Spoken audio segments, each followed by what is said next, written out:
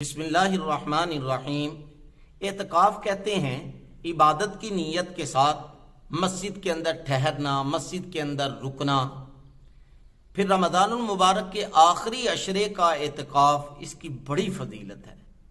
حدیث شریف کے اندر آتا ہے حضرت علی ابن حسین رضی اللہ تعالی عنہ اپنے والد محترم حضرت حسین رضی اللہ تعالی عنہ سے نقل کرتے ہیں کہ آقا دو جہاں صلی اللہ علیہ وآلہ وسلم نے ارشاد فرمایا، جو رمضان المبارک کے آخری عشرے کا اعتکاف کرتا ہے، اللہ تعالیٰ اس بندے کو 2 مقبول حج اور 2 مقبول عمروں کا ثواب عطا کرتے ہیں۔ سبحان اللہ! دیکھیے اللہ تعالیٰ کی رحمتوں کی بارش ہو رہی ہے اس ماہ مقدس کے اندر۔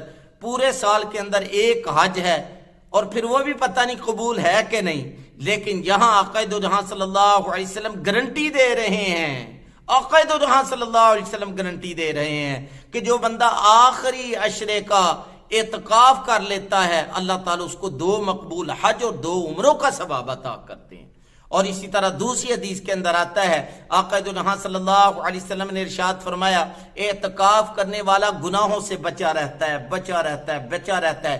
یہی وجہ ہے کہ پوری دنیا کے اندر جو نیکیاں ہو رہی ہیں، اعتکاف کرنے والا اعتکاف کی وجہ سے وہ نہیں کر سکتا، اللہ تعالیٰ اس کو ان تمام نیکیوں کا ثواب دیتے رہتے ہیں۔ مثال کے طور پر بیمار کی عیادت کرنا، کسی ضرورت مند کے کام آنا، کسی کی ضرورت پوری کرنا، اور نکاح کے اندر جانا، نماز جنازہ کے اندر جانا، دیگر جو نیکی کے کام ہو رہے ہیں، ان سارے نیکی کے کاموں کا ثواب اعتکاف کرنے والے کو ملتا رہتا ہے۔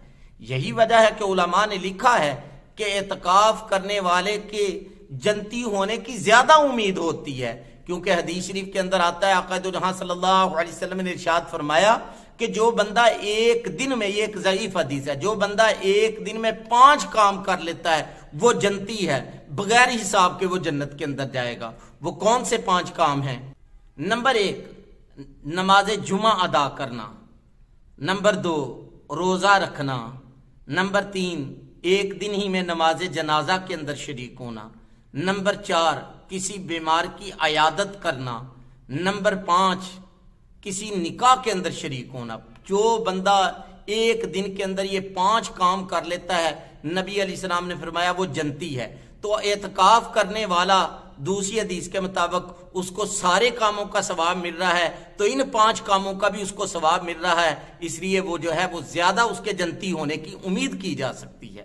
اسی طرح حدیث شریف کے اندر آتا ہے، سیدنا سلمان فارسی رضی اللہ تعالیٰ عنہ نقل کرتے ہیں، آقا دو جہاں صلی اللہ علیہ وسلم نے ارشاد فرمایا، جو بندہ ایک دن اللہ تعالیٰ کی رضا کی خاطر، اللہ تعالیٰ کی چاہت اور خوشی کی خاطر اعتکاف کرتا ہے، اللہ تعالیٰ اس کے اور جہنم کے درمیان 3 خندقوں کے برابر فاصلہ کر دیتے ہیں۔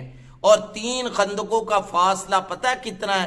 اتنا ہے، آقا دو جہاں صلی اللہ علیہ وسلم نے فرمایا جتنا کہ زمین و آسمان کے درمیان فاصلہ ہے۔ یعنی اللہ تعالیٰ جہنم سے اتنا دور اعتکاف کرنے والے کو کر دیتے ہیں جتنا کہ زمین آسمانوں سے دور ہے، بالکل دور جہنم سے ہو جاتا ہے۔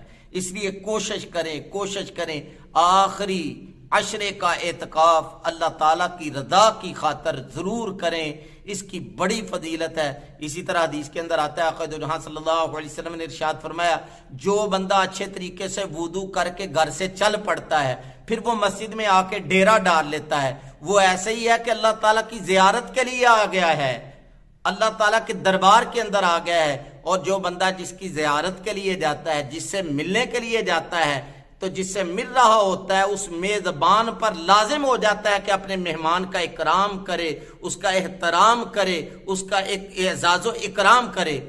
تو اللہ تعالیٰ کی ذات جو ہے وہ تو سب سے بڑھ کر عطا کرنے والی ہیں۔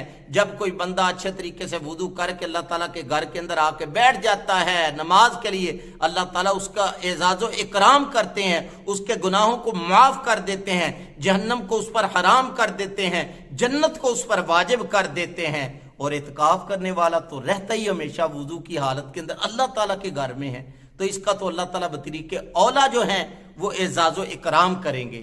تو یہ اعتکاف کی چند فضیلتیں تھی، آپ حضرات کے سامنے رکھ دیں۔ کوشش کریں آخری عشرے کا اعتکاف کریں. یہ آقا دو جہاں صلی اللہ علیہ وسلم کی سنت ہے، آقا دو جہاں صلی اللہ علیہ وسلم کا طریقہ ہے.